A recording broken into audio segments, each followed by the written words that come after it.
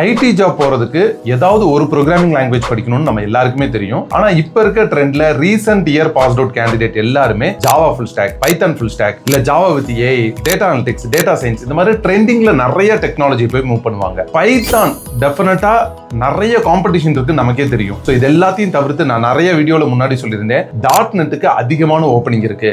Dot நெட்ன்ற ஒரு programming language நிறைய பேருக்கு தெரியவே தெரியாது அப்படி ஒரு ப்ரோக்ராமிங் லாங்குவேஜ் இருக்குன்னு. ஸோ டாட் நெட் படிச்சாலே பிளேஸ் ஆகலாம். காம்படிஷனே இல்லாத ஒரு டெக்னாலஜி. ஸோ டாட் நெட்ல எப்படி மூவ் பண்றாங்க, கேண்டிடேட் எவ்வளவு பேர் படிச்சு பிளேஸ் ஆக ரெடியா இருக்காங்கன்றதான் டிஸ்கஸ் பண்ண போறோம். ஹாய், உங்களோட good name? Azharuddin sir. Azharuddin. நீங்க என்ன டிகிரி, எந்த year passed out? B.Tech IT.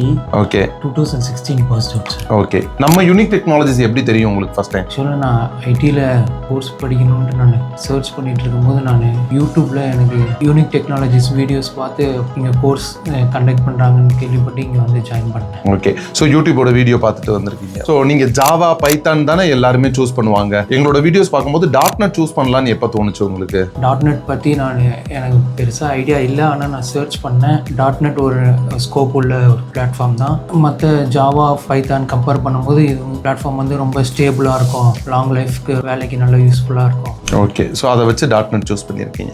இதுக்கு முன்னாடி ப்ரோக்ராமிங் லாங்குவேஜ் லேர்ன் பண்ணீங்களா? 2016க்கு அப்புறம் என்ன பண்ணிட்டு இருந்தீங்க? 2016க்கு அப்புறம் நான் ஃபேமிலி ப்ராப்ளம்னால நான் ஐடியில் போய் அப்ராட் துபாயில் போய் சேல்ஸில் ஒர்க் பண்ண ஆரம்பிச்சிட்டேன். அதுக்கப்புறம் இப்போ தான் திருப்பி ரிசைன் பண்ணிவிட்டு இங்கே ஐடியில் ஜாயின் பண்ணலான்னு கோர்ஸ் படிக்கிறேன். துபாய்னாலே நல்ல ஜாப் தானே, சேல்ஸாக இருந்தால் கூட அங்கேருந்து குவிட் பண்ணதுக்கான ரீசன் என்ன? ஃபேமிலியோடு இருக்கலாம், நான் இங்கேயே வேலை பார்த்துட்டு இருக்கலாம், அந்த ஒரு மோட்டிவ்ல தான். துபாயாக இருந்தாலுமே உங்களுக்கு சேல்ஸ் இல்லை நான் ஐடினா பெட்டரான பேக்கேஜ் தானா? பிகாஸ் துபாயில் வேலை பார்க்குறோம், துபாய்னா இங்கே காட்டிலும் இந்தியாவை காட்டிலும் நல்ல சம்பளம் இருக்கும் அப்படின்னு நினைப்பாங்க. நீங்கள் ரிவர்ஸில் துபாயில் இருக்க நான் ஐடி ஜாப் கிட் பண்ணிட்டு ஐடிக்கு வர்றீங்கன்னா உங்களோட ஹோப் அண்ட் எக்ஸ்பெக்டேஷன் துபாய் சேலரியை காட்டிலும் நான் ஐடி சேலரி இந்தியாவில் ஐடியில் நிறைய வேலை சம்பளம் கிடைக்கும்னு நினைக்கிறீங்களா? ரீட்டைல் சேல்ஸ்லாம் சேலரிஸ்லாம் ஆவரேஜ் தான் ஐடியை கம்பேர் பண்ணும்போது. ஐடியில் நம்ம ப்ரொஃபஷனலாக நம்ம கோர்ஸ் பண்ணி ஒரு நல்ல டெவலப்பராக இல்லை ப்ரொடக்ஷன் சப்போர்ட்ல நல்ல ஜாப்ல இருந்தோம்னா நம்மளுக்கு சேலரி ஓரளவுக்கு அதிகமாக இருக்கும். ஸோ என்னதான் வெளிநாடாக இருந்தாலும் துபாயில் இருக்கிற நான் ஐடி ஜாபை காட்டிலும் இங்கே இருக்க ஐடி ஜாபுக்கு சேலரி அதிகமாக இருக்கும். ஓகே. ஸோ ஸ்டேபிளான ஒர்க்கு, ஃபேமிலியோட டைம் ஸ்பெண்ட் பண்ணலாம். ஓகே.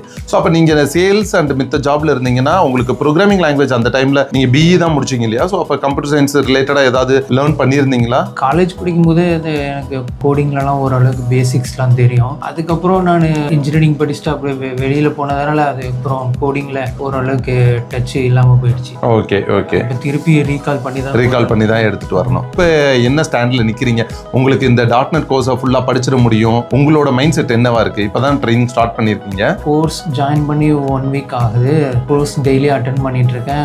நான் அவங்க சொல்லி கொடுக்கறத படித்து டெய்லி எஃபோர்ட் போட்டு டாஸ்க்லாம் கம்ப்ளீட் பண்ணி அசஸ்மெண்ட்லாம் ஒழுங்காக பின்னாடி பிளேஸ்மெண்ட்டில் நல்ல ஜாப்ல போகலாம் ஒரு கான்ஃபிடென்ட் இருக்கு. ஸோ உங்களால் படிச்சிட முடியும் அப்படின்னு ஒரு ஹோப் இருக்கா? உங்களுக்கு ஒரு கான்ஃபிடென்ட் இருக்கா உங்களுக்கு? ஏன்னா கேரியர் கேப் இருக்கு. ஒரு 2016னா இப்போ ஒரு 5 இயர்ஸ்க்கு அப்புறம் 7 இயர்ஸ்க்கு அப்புறம் நீங்கள் ட்ரை பண்ண போறீங்க. எனக்கு இந்த கான்ஃபிடென்ட் இருக்கு. என்னால் இப்போ நான் டெய்லி எஃபோர்ட் போட்டு நான் ரீகால் பண்ணிட்டு இருக்கேன். கான்ஃபிடென்ட் இருக்கு, நான் பிளேஸ் ஆயிருவீங்க. Super super, congratulation. நீங்க நல்ல ஒரு டாப் எம்என்சில பிளேஸ் ஆகுங்க. நீங்க பிளேஸ் ஆனதுக்கு அப்புறம் நம்ம மீட் பண்ணலாம்.